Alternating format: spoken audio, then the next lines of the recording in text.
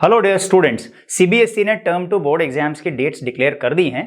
आज इस वीडियो में मैं आपको ये बताने जा रहा हूँ कि टर्म 2 एंड जेई में आप कैसे सिंक्रोनाइजेशन कर सकते हैं। जैसे ही डेट्स डिक्लेयर हुई हैं, जेई की प्रिपरेशन करने वाले स्टूडेंट्स का मिक्स्ड रिस्पॉन्स आ रहा है। कुछ स्टूडेंट्स इन डेट्स को लेकर थोड़ा पैनिक हो रहे हैं क्योंकि जेई जो सेकेंड अटेम्प्ट का एग्जामिनेशन है वो टर्म 2 बोर्ड एग्जाम्स के बीच में आ रहा है। लेकिन डियर स्टूडेंट्स, जब जेई मेन के 2 ही अटेम्प्ट होने हैं तो मैं समझता हूँ कि टर्म 2 की ये डेट शीट क्लास 12 के उन स्टूडेंट्स के लिए बहुत ही सपोर्टिव है जिन्हें जेई का एग्जाम देना है। ये एक बहुत अच्छी अपॉर्चुनिटी है और शायद इससे बेहतर डेट शीट नहीं हो सकती। मैं आपको कंप्लीट टाइमलाइन के साथ स्टडी प्लानर बताने जा रहा हूं। इस प्लान से वे सभी स्टूडेंट्स, यहां तक कि वो भी जिन्होंने अभी तक जेई या टर्म 2 में से किसी एक ही एग्जाम पर ज्यादा फोकस कर रखा है, वो भी अपना बेस्ट परफॉर्मेंस दोनों ही एग्जाम्स में दे पाएंगे। तो चलिए अब इस बात को अच्छे से समझिए कि कब कब आपको क्या क्या करना है। Till JEE Main first attempt work on JEE. 16 to 21 अप्रैल के बीच में आपका जेई का फर्स्ट अटेम्प्ट हो जाएगा। उसके बाद 2 मई तक आप अपना जेई पर ही काम करना जारी रखिए।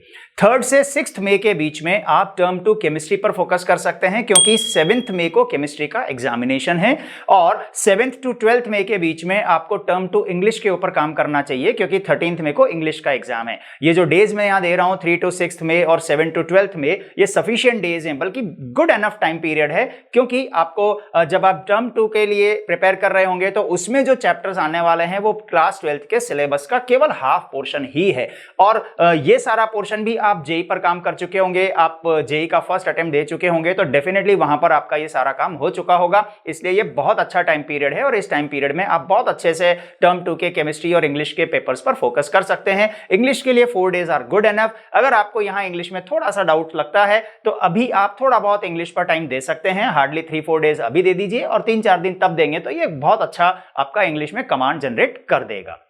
उसके बाद 13 to 15 मई के बीच में फिर से आपको जेई पर ही फोकस करना चाहिए और 16 to 19 मई के बीच में आप टर्म 2 फिजिक्स पर काम कीजिए और 28 मई को आप अपना फिजिक्स का एग्जामिनेशन दीजिए, बोर्ड एग्जामिनेशन। उसके बाद till second attempt of JEE आपको जेई पर ही फोकस करना है क्योंकि आपके पास उसके बाद एक अच्छा गैप है। तो आप सेकंड अटेम्प्ट तक, उसके बाद 20 मई के बाद आपका जो भी जेई का डेट आता है सेकंड अटेम्प्ट का, उस डेट तक आप जेई पर ही फोकस करें और 24 से 29 मई के बीच में जो भी आपकी डेट आती है जेई मेन की सेकंड अटेम्प्ट की, वो आप तब वहां पर दें। उसके बाद आपको 1 जून तक अपने फिजिकल एजुकेशन के पेपर पे फोकस करना है। टर्म 2 का पेपर ये सफिशिएंट डेज हैं क्योंकि आपका जेई का जो एग्जामिनेशन है वो 29 मई से पहले पहले कंप्लीट हो जाएगा और उसके बाद 30th, 31st और फिर ये जो पीरियड है ये आपको 1 जून मिलाकर आपको सफिशिएंट टाइम 3 डेज का तो देता ही है। मिनिमम 3 डेज तो आपको मिलेंगे ही मिलेंगे। और अगर आपका सेकेंड अटेम्प्ट का डेट थोड़ा सा लेट होता है, 28 या 29 होता है,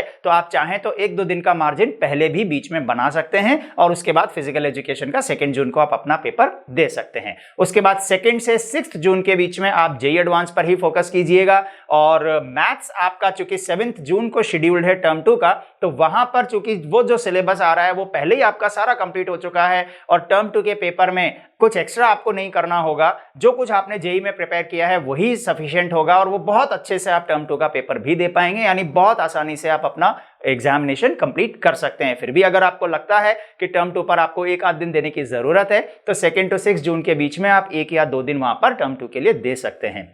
उसके बाद जो 3 जुलाई तक आपको अपना जेई एडवांस पर ही फोकस करना है। जेई एडवांस पर काम करते रहिए और जेई एडवांस का एग्जाम जो 3 जुलाई को होना है वो आप अपनी पूरी प्रिपरेशन के साथ दीजिए। जिन स्टूडेंट्स ने फिजिकल एजुकेशन ऑप्ट नहीं कर रखा है और जिन्होंने कंप्यूटर साइंस ऑप्ट किया हुआ है, उनका पेपर 13 मई को होना है और उसके लिए 3 या 4 दिन सफिशिएंट हैं। तो आप 7 जून के बाद जो आपका मैथ्स का पेपर हो जाएगा उसके बाद आपके पास सफिशिएंट टाइम है। कभी भी 3 से 4 दिन का टाइम आप वहां दे सकते हैं और थोड़ा सा कॉन्फिडेंस गेन करने के लिए अच्छा है कि अभी आप 3-4 दिन का टाइम वहां पर दे दीजिए। जेई में ये पूरा जो एक आपको टाइम प्लानर है, जो मैंने आपको स्टडी प्लानर दिया है, ये आपके लिए बहुत ही अच्छा है और इस टाइम पीरियड को बहुत बेहतरीन तरीके से यूज करते हुए आप अपना काम जेई में as well as board examination में बहुत अच्छे से कर पाएंगे।